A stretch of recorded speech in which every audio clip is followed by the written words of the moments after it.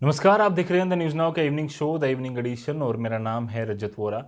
रोज़ हम नई नई चर्चाएं, नई नई खबरें लेकर आपके सामने आ जाते हैं। आज बात करेंगे एक काफ़ी अहम मुद्दे पर, जिसमें जम्मू एंड कश्मीर और देश से जुड़ी समस्या है और हमारे समाज में जो सबसे बड़ी कृति, जो महिलाओं के खिलाफ जो अपराध होते हैं, उसके लिए एक फ़ंड बनाया गया, निर्भय फ़ंड। 2013 में उसका यूपीए गवर्नमेंट ने जो है उसकी शुरुआत की और उसके बाद से लेकर अभी तक उसके क्या हालात हैं और क्या क्या उसमें चौंका देने वाली चीज़ें हैं, वो भी आपके साथ साझा करेंगे। शुरुआत करेंगे सबसे पहले एक वीडियो से।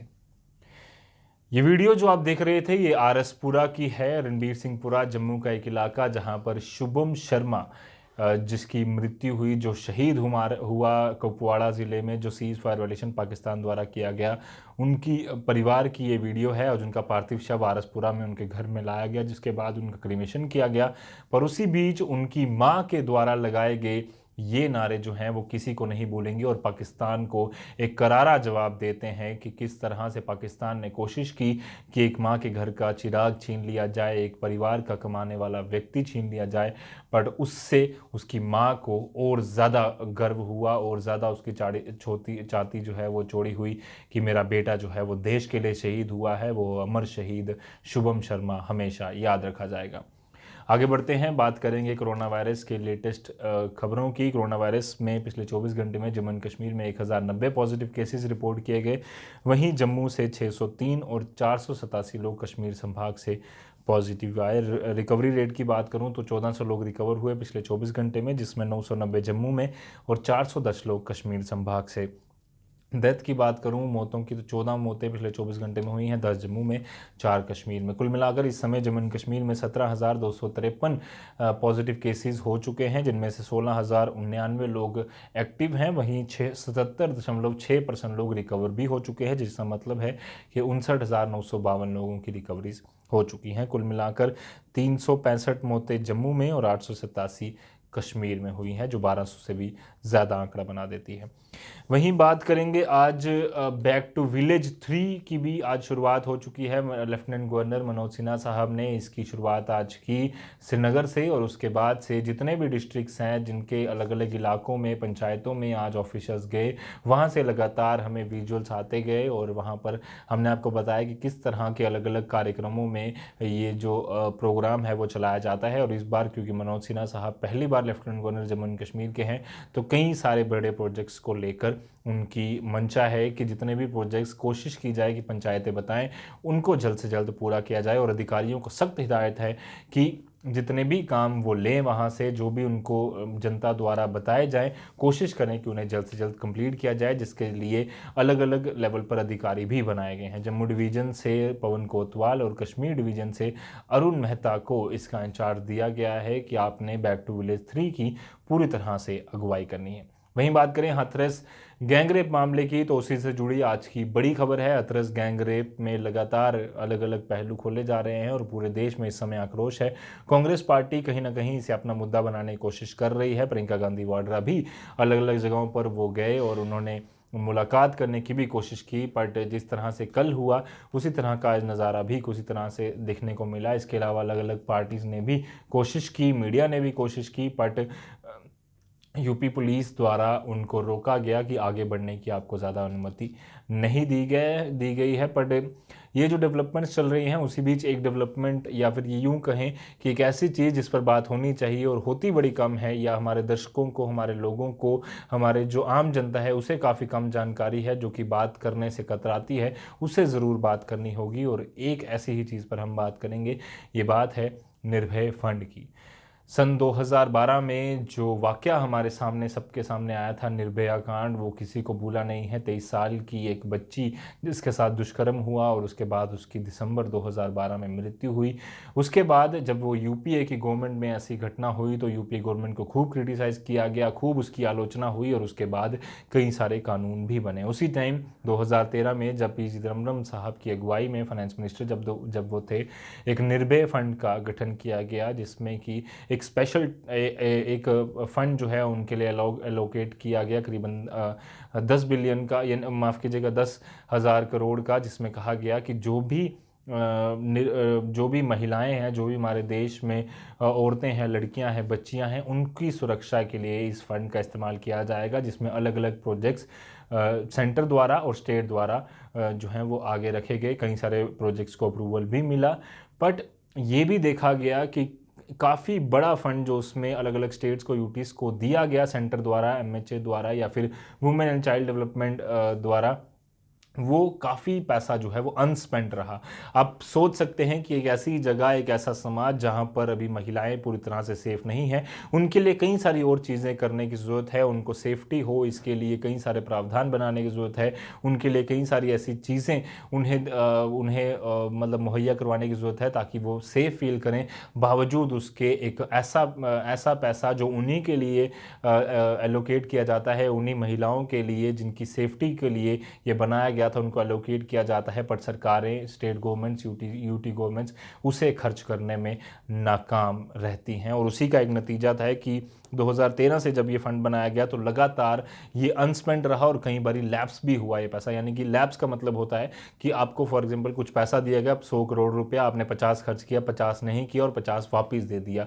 आप सोच सकते हैं एक ऐसी जगह जहां पर आपको पैसे की ज़रूरत है, जिस चीज़ पर आपको पैसा ज़्यादा खर्च करना चाहिए, आपको और डिमांड करनी चाहिए कि मुझे और वन स्टॉप सेंटर्स बनाने हैं, मुझे और महिलाओं को सशक्त करने के लिए अलग अलग जो फिटनेस सेंटर्स हैं वो खोलने हैं, या फिर सेल्फ हेल्प की ट्रेनिंग्स के लिए और प्रोग्राम्स पर चलाने हैं, या फिर जो महिलाएं हैं उन्हें सशक्त करने के लिए क्या क्या चीज़ें हमें चाहिए, सिविल एविएशन प्रोग्राम चाहिए, एक्शन प्लान चाहिए, उनके लिए और पैसा चाहिए।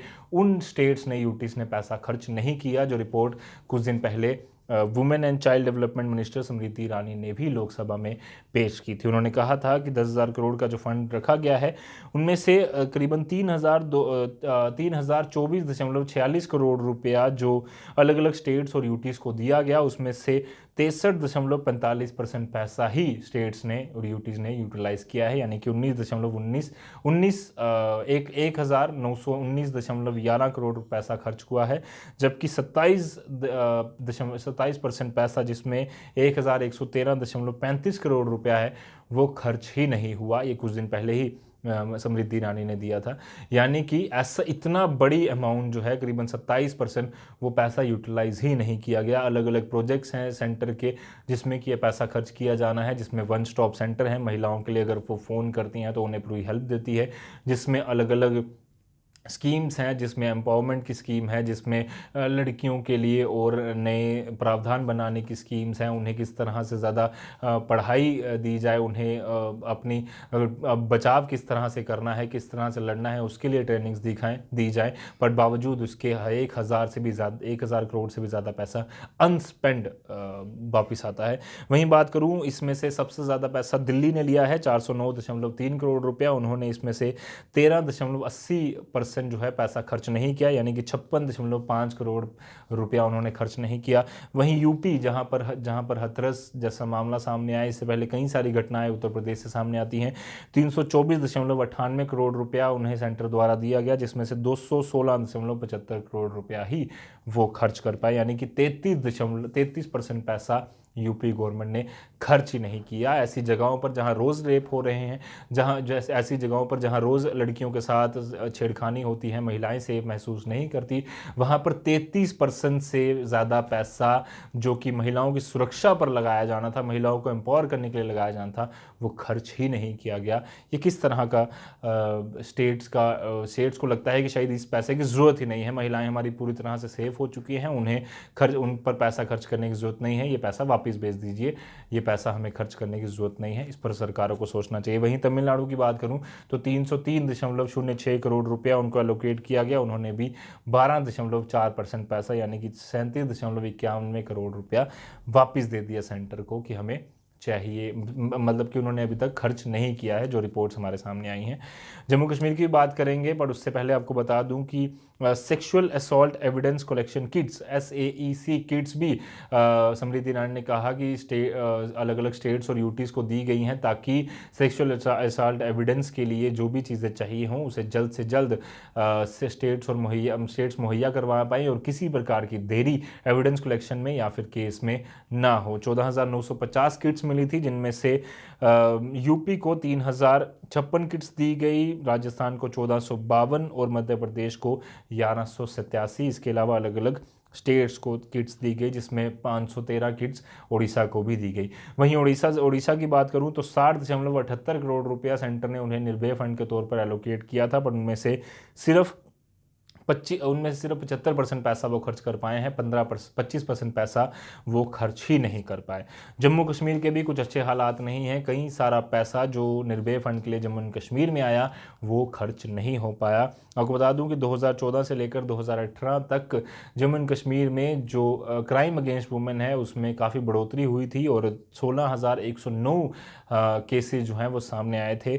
2018 में ही खाली 3,437 मामले जो हैं वो सामने आए थे, और उसका मतलब ये हो जाता है कि हर दिन 10 से ज़्यादा केसेस हमारे जम्मू एंड कश्मीर में क्राइम अगेंस्ट वुमेन हो रहे हैं, जो कि आपको लगता है कि पूरी तरह से सेफ़ है महिलाओं के लिए जम्मू एंड कश्मीर।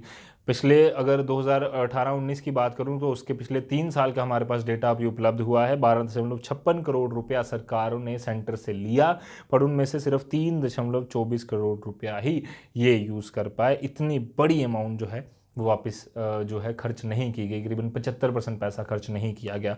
उसी बीच आपको बता दूं कि वन स्टॉप सेंटर जहां पर महिलाएं कॉल कर सकती हैं, उन्हें किसी तरह की परेशानी होती है, वहां जाकर वो सोल्यूशन पा सकती हैं, उसके लिए 3.33 करोड़ रुपया आया था, जिसमें से सिर्फ 0.85 करोड़ रुपया ही खर्च किया गया है जम्मू एंड कश्मीर सरकार द्वारा, जो कि आप समझ सकते हैं कि 25% पैसा होता है।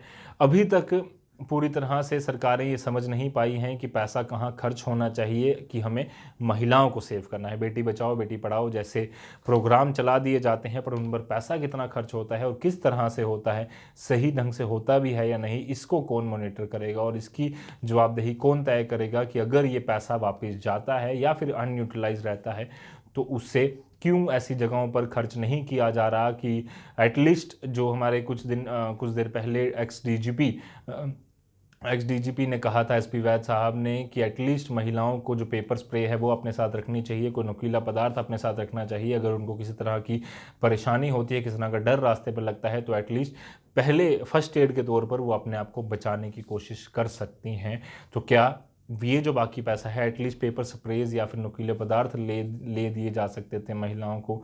ऐसा क्या लगता है सरकारों को कि महिलाएं पूरी तरह से सेफ हैं, इसलिए ये पैसा खर्च नहीं किया जाना चाहिए? इस चीज़ पर सरकारों को ज़रूर जवाब देना चाहिए और सोचना चाहिए कि एक फ़ंड बनाने से या फिर एक कानून बनाने से क्या हमारा समाज जो है वो बदल जाएगा, क्या ऐसी व्यवस्था बन जाएगी जिसमें हर एक महिला सेफ महसूस करेगी? ये आम जनता को भी अपने से सवाल पूछने होंगे और आम जनता को भी अब जागना होगा कि सरकारों से सवाल पूछने के लिए उन्हें आगे आए।